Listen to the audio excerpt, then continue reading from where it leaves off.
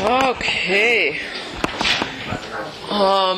We're coming near the end. By dropping all this developmental stuff, I think we're pretty caught up, and I don't like to go until the very last day, so I like to cancel that last Friday, so that's still my goal. You like it? Okay. We'll continue today with labor. Just one last reminder, tomorrow the bird guy at 4 in here. I'll try to remember. I'm not going to make personal phone calls to remind people.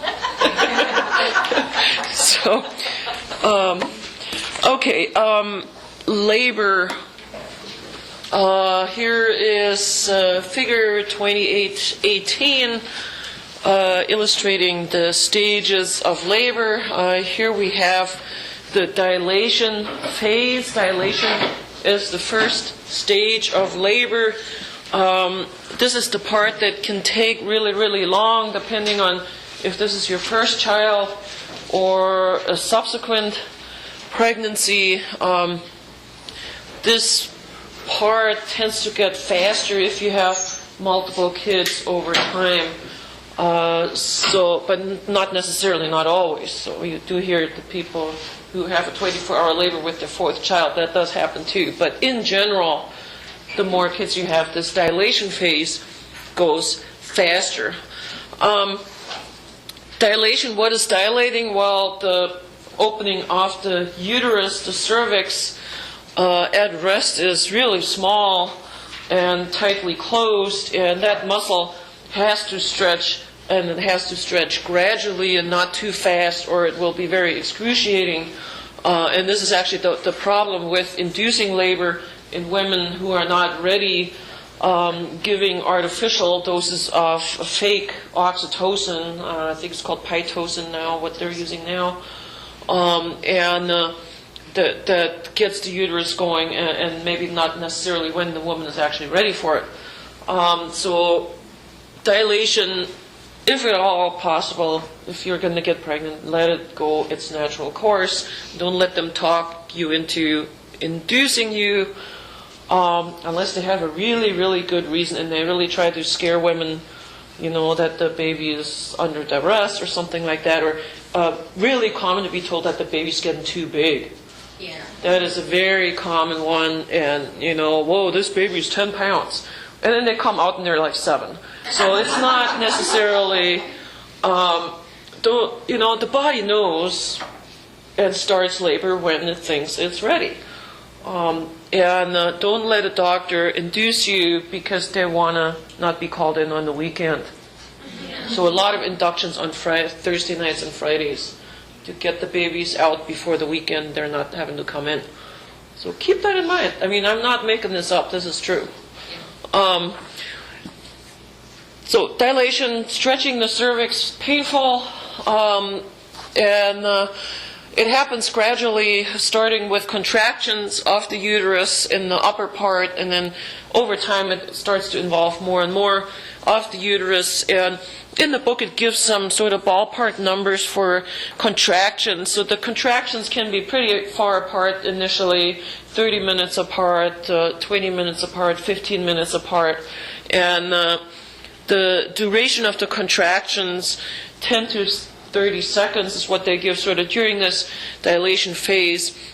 But it's really a gradual process. So it starts with widely spaced short contractions, and then they get closer together and they get longer. Each contraction lasts longer over time. And initially the baby is still fairly high in the birth canal, and gradually the baby moves further down, and then the cervix, if you're giving birth in the hospital, the nurse will test periodically with your fingers how far that opening is, and they will tell you how many centimeters you're dilated. And then the cervical muscle also thins out. They call that effacement, so that everything opens up gradually. And let's stay with. I thought I had fully dilated on there. You're considered fully dilated when this opening is 10 centimeters. That's about, I guess like that, approximately. So that's a big opening. You can imagine that that hurts to get to that size. That would be fully dilated. They're somehow missing something on here. The term engagement is used at the end of dilation when the baby's head has moved down far enough to enter the pelvic cavity. So here you see the pubic symphysis, so the baby's head is in that narrow part. It's called engagement, where the head enters the pelvic cavity. And then once you're fully dilated, at the end of dilation, we go into the expulsion phase. Expulsion. The expulsion can also be really variable in length, just like the dilation. I mean, the dilation can take from, in some cases, very quick, really just an hour, some people. And some people, it could take 12 hours. A friend of mine was in labor for 24 hours. So it's not uncommon to have that big of a range. And expulsion can also be variable. Some people push for 10 minutes and the baby's there. Others have a much longer, hour-long expulsion phase where you have strong contraction, 2 to 3 minutes between contractions, and they last about a minute. So very strong, closely spaced, prolonged, much more prolonged contractions. And in the expulsion phase ends when the baby is born. Here you have the stage where, I guess it's a little bit past crowning. Crowning is when you start seeing the baby's head in the vulva externally. So you don't have to reach fingers in, they can see it right there. And an episiotomy is a surgical incision between the vagina and the anus right there to make that more stretchable, because this is sometimes where women have tearing, that they will tear the wall of the vagina and sometimes all the way into the rectum. And the thinking was always if that tears, then you have a harder time stitching it back together than if you make a clean surgical incision. There is a movement now to do far fewer episiotomies. For a while they just did it to everybody. And then it's not a trivial issue, because you saw when we looked at the rectal anatomy, those big sphincter muscles, when you cut through that, you're going to have issues with incontinence potentially afterwards. And so if you don't have to cut it, why cut it, right? So you wait and see what happens. And if labor is progressing naturally, there's not necessarily all that tearing. It's when you hurry it along, like they like to do, that's when these things happen.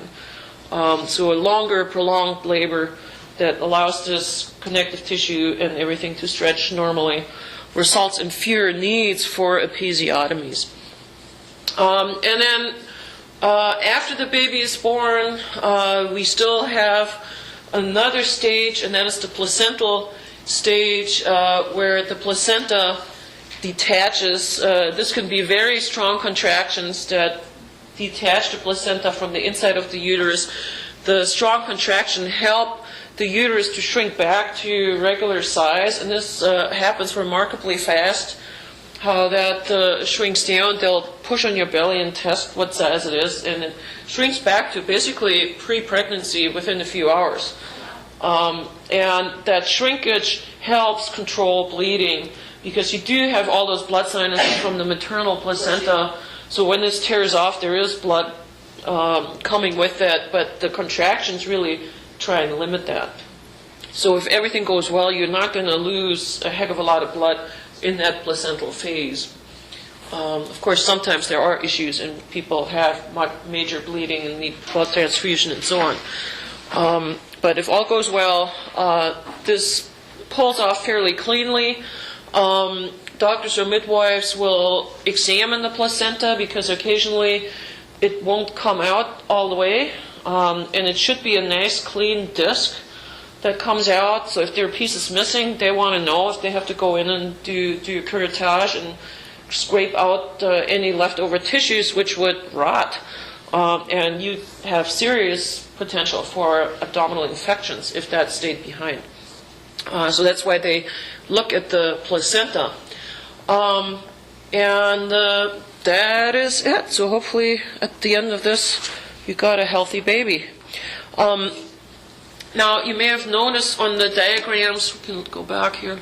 Where's my, I don't, up there it is. Early on, during dilation, the baby actually faces one of the hip sockets, and then as it moves further or deeper into the birth canal, the baby rotates so the face faces back. And that's the usual position, facing back, not facing towards the front. So it's not 50-50. They rotate so the face faces down or back. And then here, when they're born, they're facing down. Now there have been some people thinking that this facilitates the baby picking up bacteria from mom's anal region to inoculate the baby's digestive tract with the healthy bacterial cultures that take up residence in the hindgut. It sounds gross, but this is a normal thing in animals. So we're really the same in many ways. So it's a little tough to study, what really goes on. But so people do sort of public health type of things with babies that are born by C-sections who don't have this. Do they have higher incidence of intestinal problems later on, and so on? And you could do cultures. And if you like it or not, if you live in a household, eventually everybody shares the same bacteria. You can clean all you want. You will pick up stuff on, if you ever touch any toilets, you're going to get them. And that it's a normal part of life, really. We're not getting sick from that. So some people advocate that that's one of the things that happens at that point when that baby comes out. All right, here's our, just a comparison. I thought I'd show this again from chapter 7 on the bones. The male and female pelvic shapes. So here in the female, we have a wider pelvic inlet. So the babies start out sideways because the head is more compressed laterally. And then when you come out inferiorly, there is a little more room front to back. So they're sort of twisting their way through the birth canal. All right, what's next? Let me see. Okay, now you have the baby. This is where we talk about lactation, milk production, milk ejection, lactation. First, the milk production part.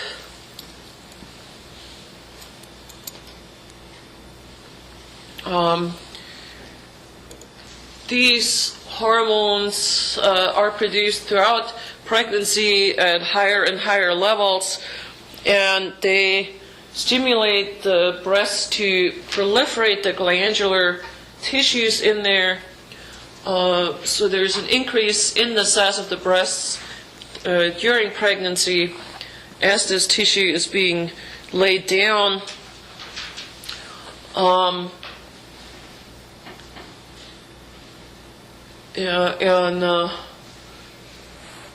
The pituitary comes in later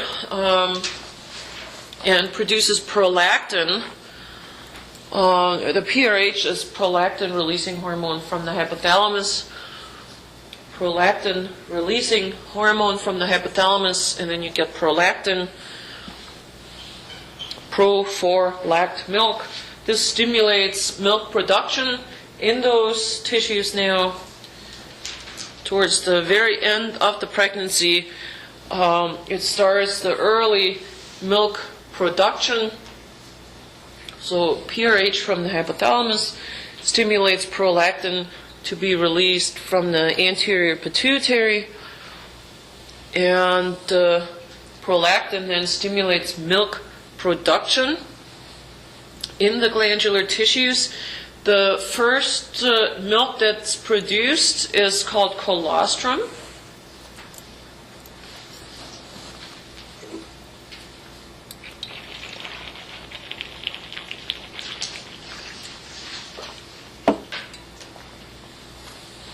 Colostrum. And this early colostrum is a low lactose, low fat, high protein milk with vitamins and vitamin A and minerals. Low lactose, low fat, high protein, vitamin A and minerals.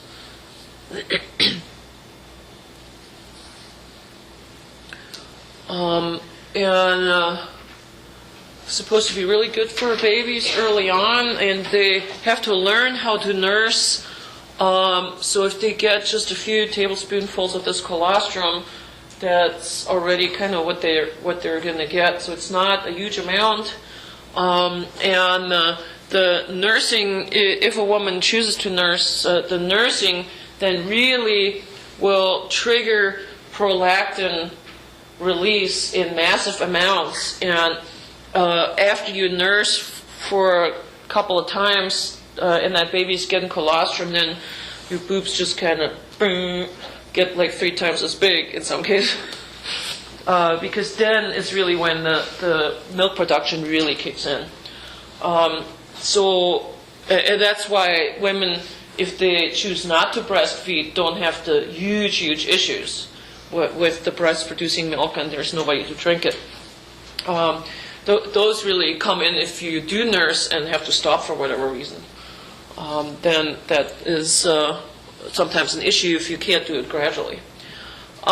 So colostrum is the early milk, low lactose, low fat, high protein. The regular milk has lactose, it has high fat, and a slightly different composition. Milk in general has lots of antibodies.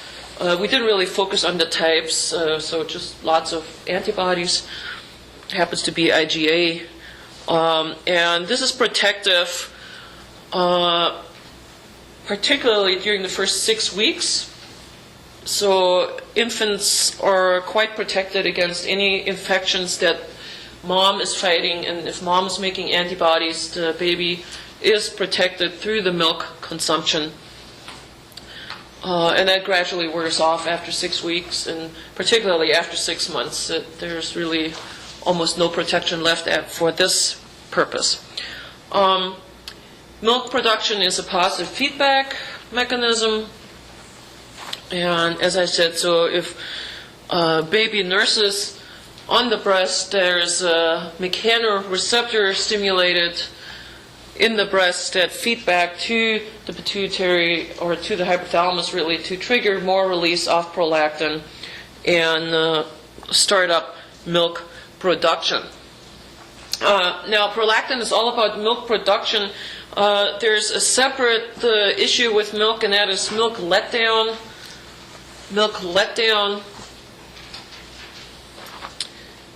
And this is not triggered by prolactin.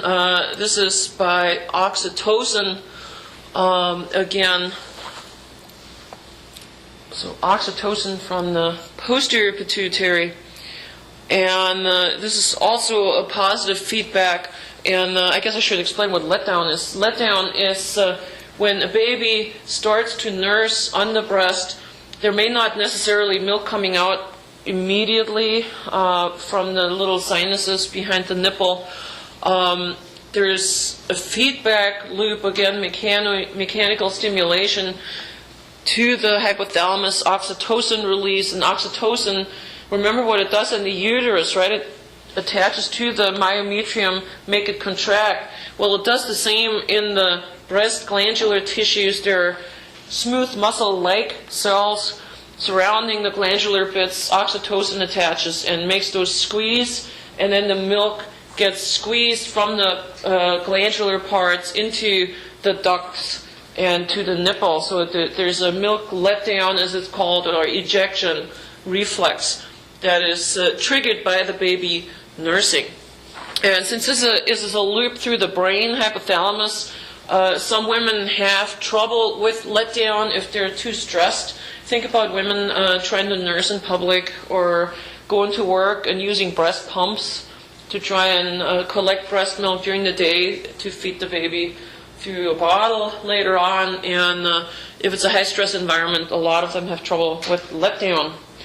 Imagine sitting in your office worrying about people walking in. A lot of jobs don't give you free time to do it. They don't give you a room to do it, so you're sitting in the toilet. That's very appealing, right? You're sitting there on the toilet trying to get milk, and it's very hard for a lot of people. It's not easy to do. And that's why there are lots of lactation activists trying to advocate for better conditions. So women can do this and go back to work and pump milk and give the goodies, all that good milk, to the babies. So a letdown is the milk ejection reflex separate from the prolactin that's manufacturing the milk in the first place. Okay. And then, well, with letdown also, then sometimes it can be too easy. If you've ever breastfed a baby, you will know what will happen if you hear babies cry, maybe not necessarily your own. And some women have issues that they have a letdown when they don't want it, like when they're at the mall. And then you have to deal with that. Can you tell I've been breastfeeding? I know all the issues. So here is a diagram to go with that. Milk production versus letdown. Where's my pointer? Figure 19. So milk production is the prolactin from the hypothalamus, anterior pituitary milk production. This is the oxytocin for the letdown. So letdown reflexes from oxytocin, hypothalamus. All of it started by a baby actually nursing. So don't confuse letdown versus making milk. All right, so there's the baby.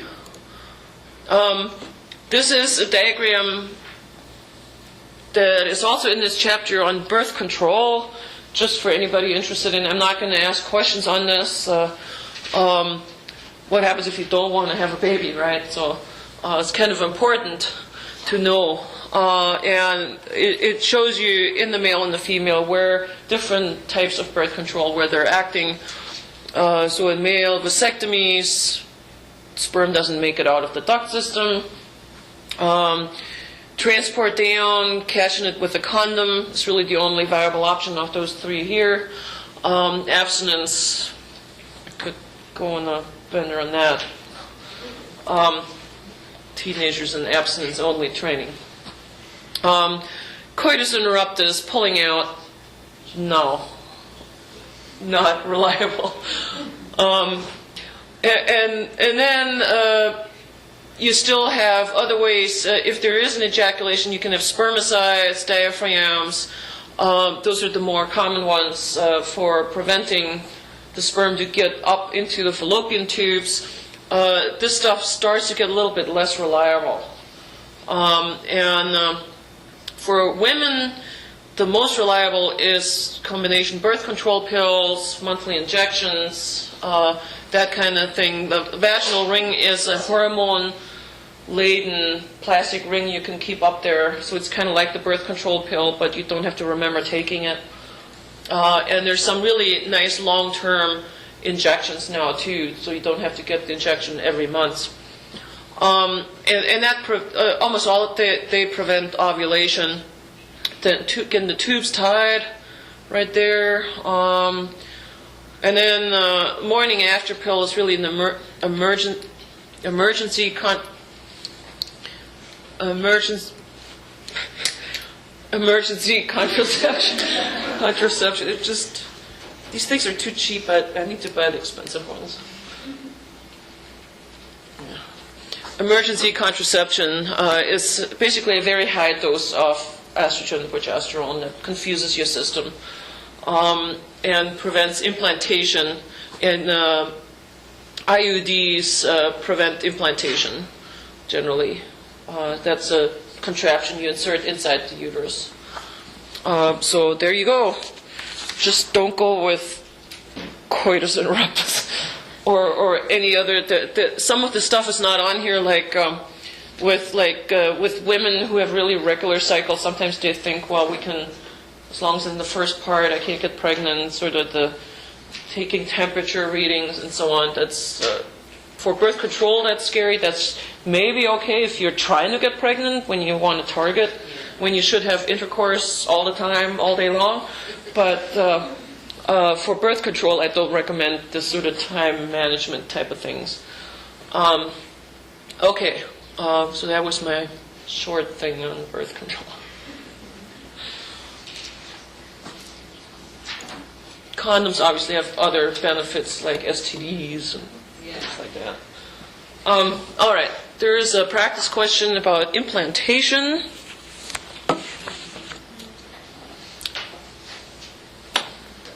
Embedding of the blastocyst in the uterus.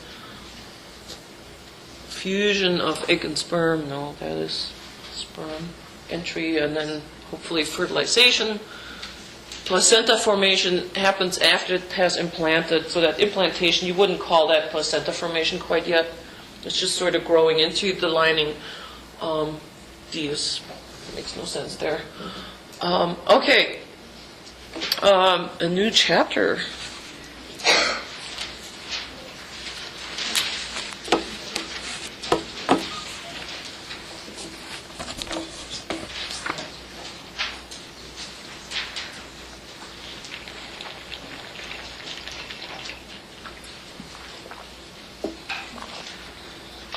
On hereditary, here is a picture of DNA, how it's packaged in the nucleus, wrapped around histone. The round things are histones, and all of that protects it from falling apart since it's such a long, giant molecule and very skinny. You already know, this is review, how we're packaging everything in pairs of chromosomes, 23 pairs in humans. And so now let's look at some of the terminology associated with this sort of language of genetics, which is sometimes a little bit different. We have genes. We talked about genes in ANP1, which are basically stretches of DNA that have the code for making particular proteins. Remember all that stuff, transcription, translation. How you take these sections of DNA to make proteins. And the genes only take up relatively small portion of the DNA. The rest is all regulatory in nature for the most part. And so between the genes you have things called promoters and enhancers and inhibitor region that tell your cells what genes should I work on and which ones should I not work on. We've not really talked about this before, but really when you look at your muscle cells and in your skin cells and your pancreatic cells, all those cells have the exact same DNA content. So there has to be a way to tell the pancreas cells will make those type of enzymes, like digestive enzymes, and tell the skin cells to make keratin, and tell the muscle cells to make actin and myosin, that type of stuff. So all of that is regulation. So all these nuclei in the different cell types are regulated differently, and different stretches of their DNA are active, and different genes are going to be transcribed. So even though humans only have about 20,000 to 25,000 genes, a lot of the DNA is regulatory. So we have relatively few genes. There are animals that have many more, or plants even too. So it's all in how they are regulated that makes the difference. So genes generally can be defined as such stretches of DNA that code for proteins. And then we have all this non-coding and regulatory stuff. So interspersed with non-coding and regulatory regions.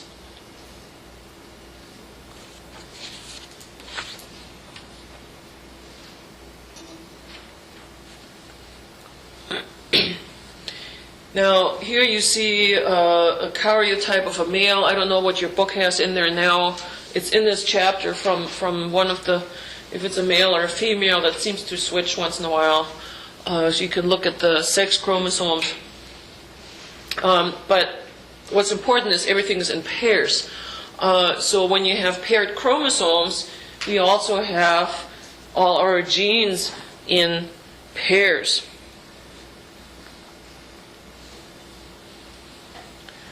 So the paired chromosomes have paired genes.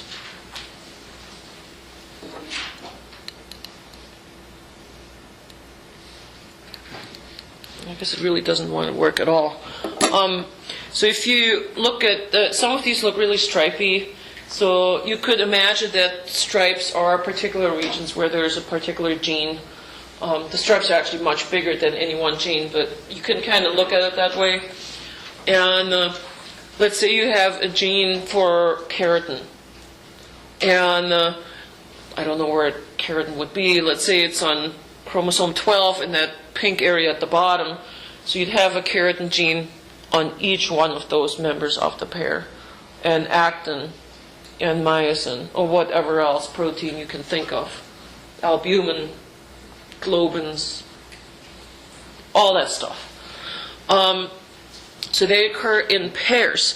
Now, they're always considered to be at the same locus. So in genetics, you use that term locus. This means location. So if there's keratin in the pink stripe on 12, then it's going to be in that same pink stripe on the other member of 12, on the same locus, on the same location. Now, genes for keratin, for actin, for myosin, and so on can occur in different versions, and different versions of a gene are called alleles.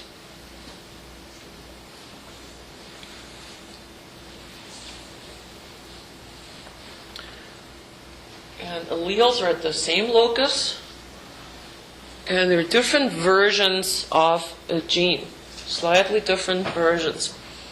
Now, for keratin or myosin and so on, that's kind of tough to talk about, but imagine there was a protein that leads to you having blonde hair, and if you have a different version of that protein that sticks around longer, and you'll end up having dark hair, maybe light brown. If you have another version, you may have black hair color.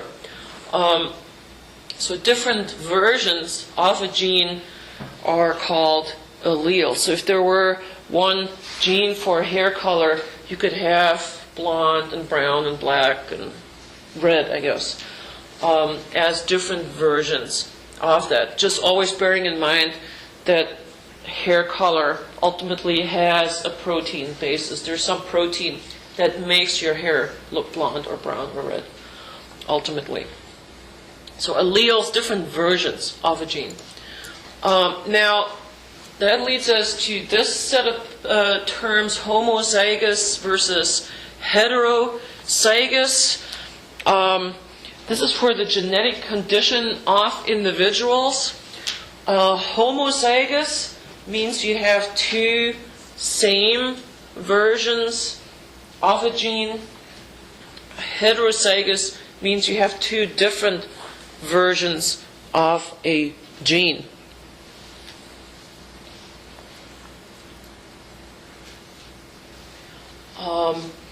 I have a better example that just occurred to me. Remember that what we said about sickle cell anemia, that globin gene that has that one mutation? So let's say I'm European, I probably don't have this, so I'm probably homozygous, regular globin. Regular globin gene on one, regular globin on another. And then we had that example, if somebody expresses sickle disease, they have globin with the sickle cell mutation, globin with the sickle cell mutation. So that person would be homozygous for that version. But then we talked about how if you have one of each, that gives you an advantage if there's malaria. So people who are heterozygous for sickle cell, they have one good globin, not mutated, one sickle cell globin. So they're heterozygous. They have the normal version and the sickle cell version. Heterozygous, two versions of that globin allele. Does that example help a little bit? Better than the hair color one, which is not really true.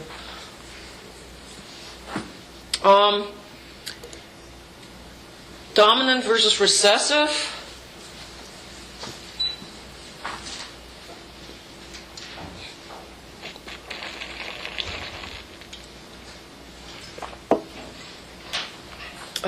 If a version of a gene overpowers another version as it's being expressed, that is called a dominant gene or a dominant allele.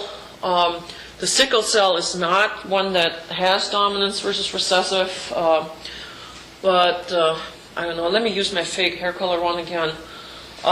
Let's say you have a hair color gene, right? One is brown, one is blonde. If you have a brown one, even just one of the two is brown, then your hair is going to look brown. So that brown overpowers the blonde expression, and we call that a dominant gene. And in that same case, the blonde would be called a recessive allele or a recessive version of that gene for hair color. So dominant ones sort of overpower other versions of that gene, and recessive get overpowered. And these traits are usually abbreviated with letters. And for dominant ones, you use the uppercase, and for the recessive ones, you use lowercase abbreviations.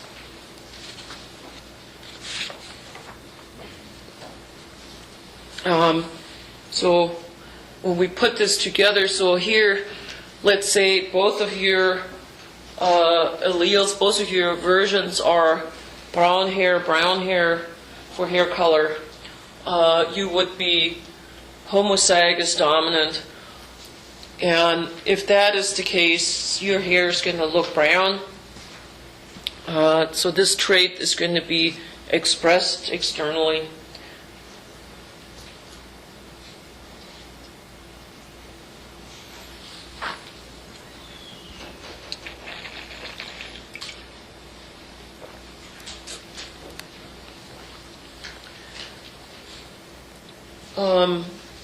If you have one dominant and one recessive version, like one chromosome has the brown hair colored allele, the other has the blonde hair color allele, you'd be big A, little a, heterozygous. And then in this example, because brown dominates, your hair would still look brown.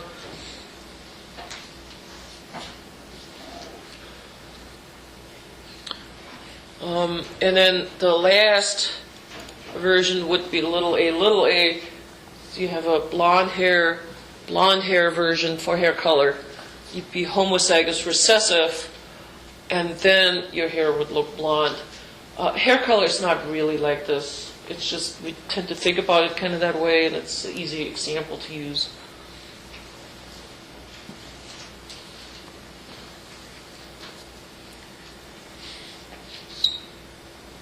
Okay, so I think we'll leave it at that, and a little early, and we'll pick it up with a little bit more on this genetics next time.